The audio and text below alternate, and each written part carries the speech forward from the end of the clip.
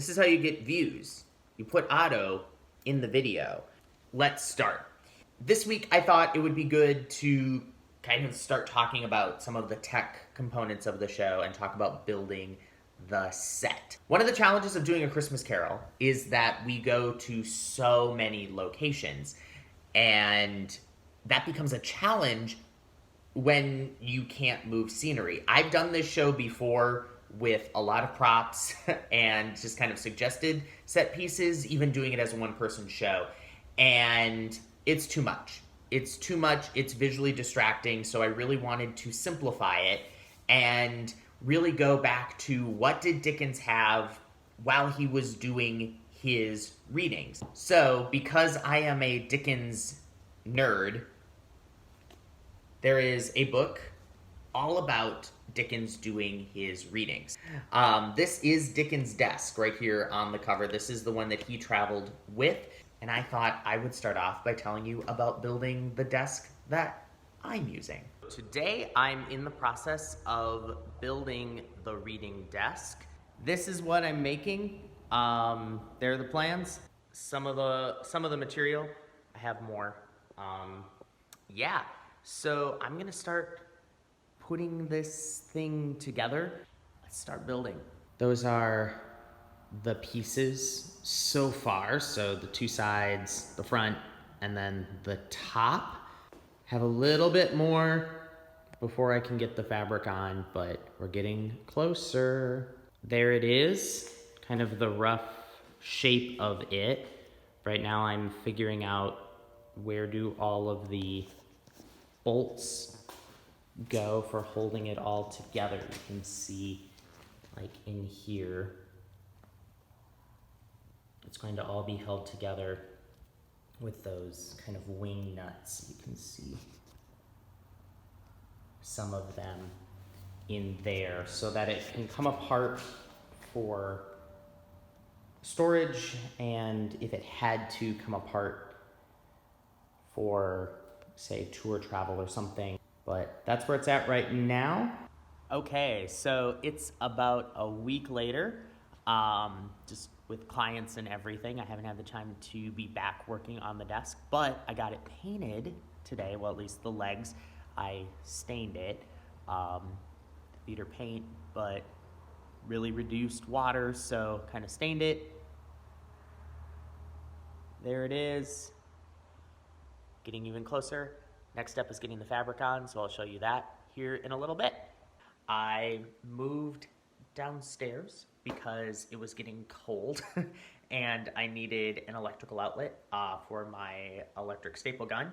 So I'll show you where it's at right now. It's getting even closer. Here it is. Have the front wrapped and the first bit of gold trim on. I'm not 100% sold on that kind of color for the stain of the legs. Gotta be honest. Might go a hair darker. I have to see what that color looks like with the rest of the set. It looks really good in person, but the second I put it on camera, for some reason, it just seems really flat and boring. So might need to make an adjustment there. Obviously, I have more to do. I have to finish wrapping the sides and wrapping the top. Gluing the fringe down here on the last side of the desk. Tape is there so that I can press the super glue into the fringe. I learned that awesome trick from a props master I worked with a few years ago.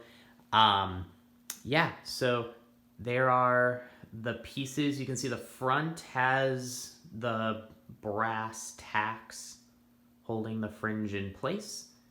I need to get those on the rest of it. Almost done with the desk.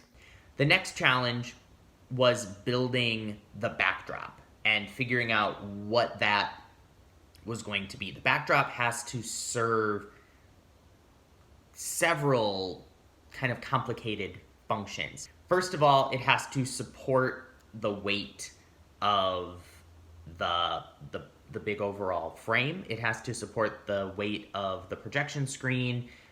And it also has to collapse. It has to be something that can collapse down into the storage bags that I decided I was going to get for the set. I found essentially what are glorified Christmas tree storage box bag things that are 47 inches long. Why not 48 inches long is beyond me, but they are 47 inches long, which means that the largest piece of this set puzzle has to be no longer than 47 inches. That means there are going to be a lot of connection points holding things together. I also didn't want to have a ton of hardware because screwing things or bolting things together when you're on a tour can sometimes lead to complications if for some reason something's stripped or gets bent or whatever. So I really wanted a set that could go together really easily. So I settled in on PVC pipe. Okay, coffee acquired. We're back in my garage because I have to cut PVC pipe. PVC pipe is not designed for sets.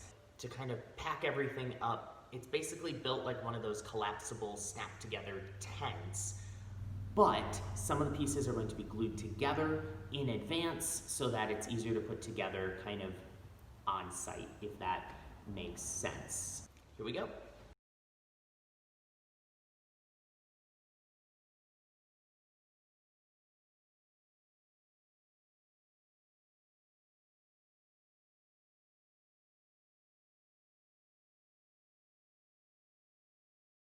Later.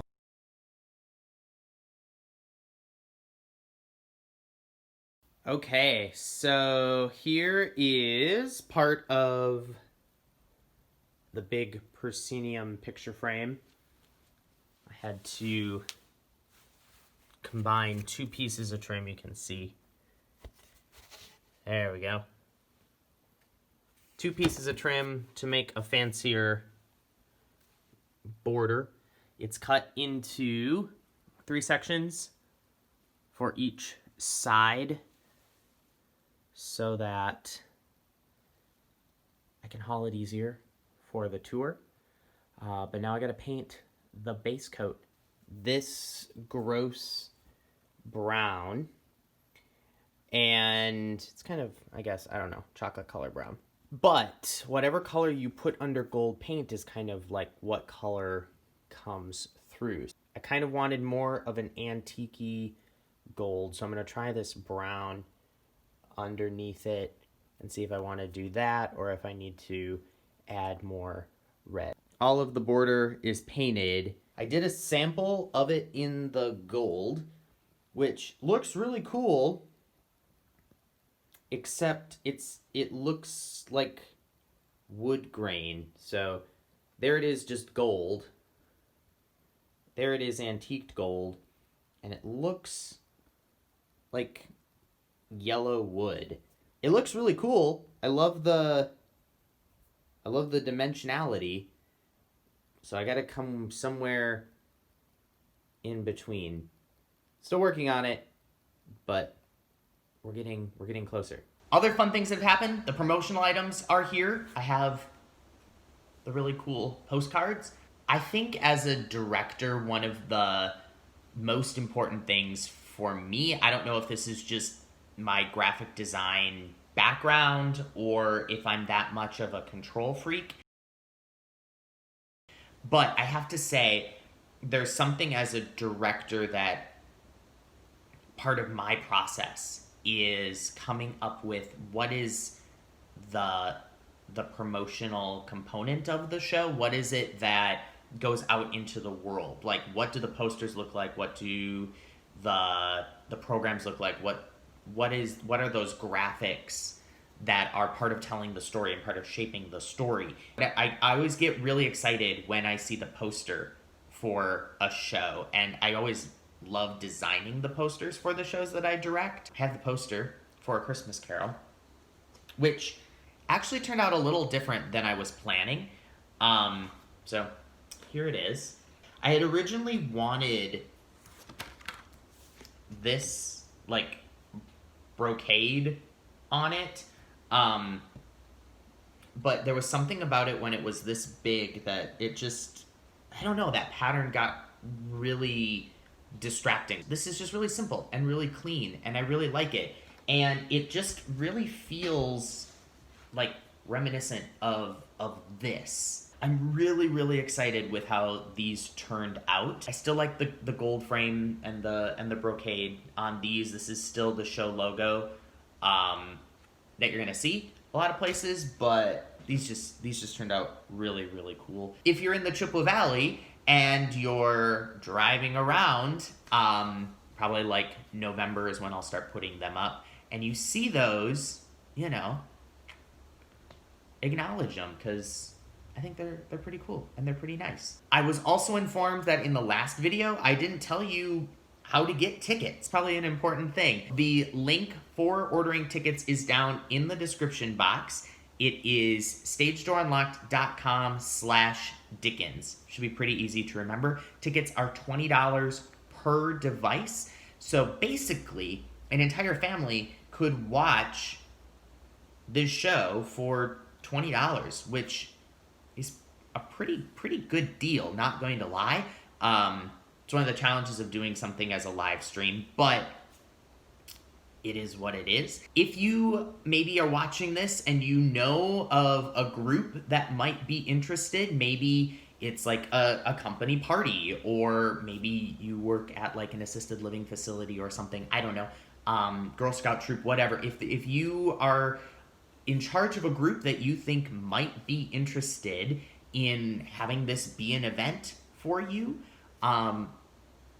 send me an email. I'll put the link to that down in the description box below. I'm gonna wrap this video here because it's Monday and I need to get back to work. Have a great week, friends. As always, you're awesome, be awesome, and I'll see you next time.